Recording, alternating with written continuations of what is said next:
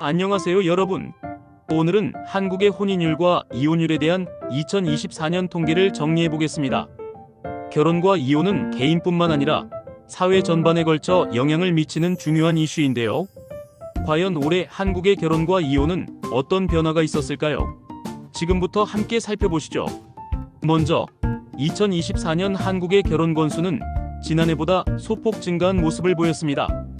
2023년에는 약 19만 4천 건의 혼인이 이루어졌고 2024년에는 월별 데이터를 살펴보면 꾸준히 증가하는 추세를 보이고 있습니다.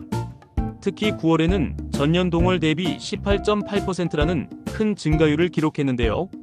이는 사회적 분위기의 변화, 경제적 요인, 결혼 연령층의 변화 등이 영향을 미친 것으로 분석됩니다.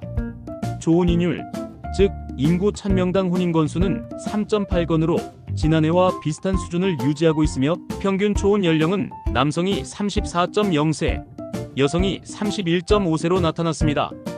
이는 점점 늦어지는 결혼 트렌드를 반영하는 것이죠.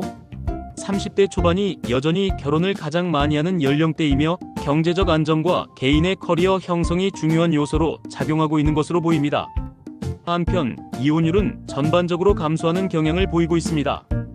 2023년 이혼 건수는 약 9만 2천 건으로 나타났고 2024년 월별 통계를 보면 대부분에 달해서 전년 대비 감소세를 유지하고 있습니다.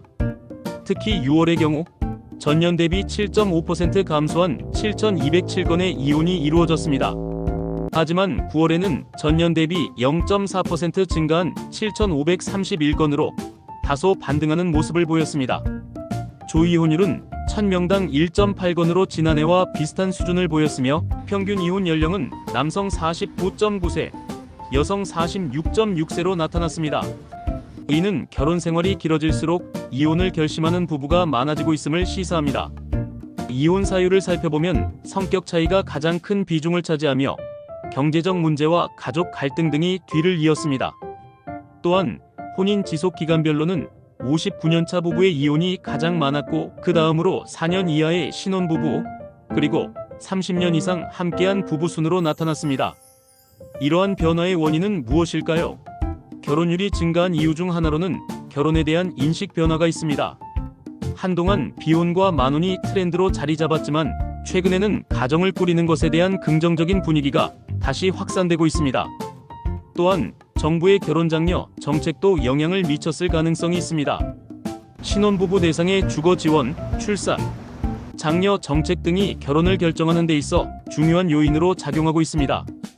반면 이혼율이 감소한 이유는 무엇일까요? 이는 결혼을 더 신중하게 선택하는 경향 때문일 수 있습니다. 결혼 전에 충분한 교제 기간을 가지면서 서로에 대한 이해도가 높아졌고 결혼 이후에도 대화와 타협을 통해 관계를 유지하려는 노력이 커졌습니다. 또한 법적 절차와 경제적 부담도 이혼 감소에 영향을 미친 요소로 볼 수 있습니다. 이혼 후 재산 분할, 양육권 문제 등 현실적인 어려움이 존재하다 보니 부부가 쉽게 이혼을 결정하지 않는 경향이 강화되었습니다. 2024년 한국의 결혼율과 이혼율 통계를 종합해보면 결혼은 소폭 증가하는 반면 이혼은 감소하는 경향을 보이고 있습니다. 이는 사회적 분위기, 경제적 요인, 개인의 가치관 변화 등이 복합적으로 작용한 결과라고 볼 수 있습니다. 앞으로도 이러한 추세가 지속될지 혹은 또 다른 변화를 맞이할지는 지켜봐야 할 부분인데요. 여러분은 이번 통계를 보고 어떤 생각이 드셨나요? 댓글로 여러분의 의견을 남겨주세요. 오늘도 영상 시청해주셔서 감사합니다. 유익하셨다면 좋아요와 구독, 알림 설정까지 부탁드립니다. 다음 영상에서 만나요.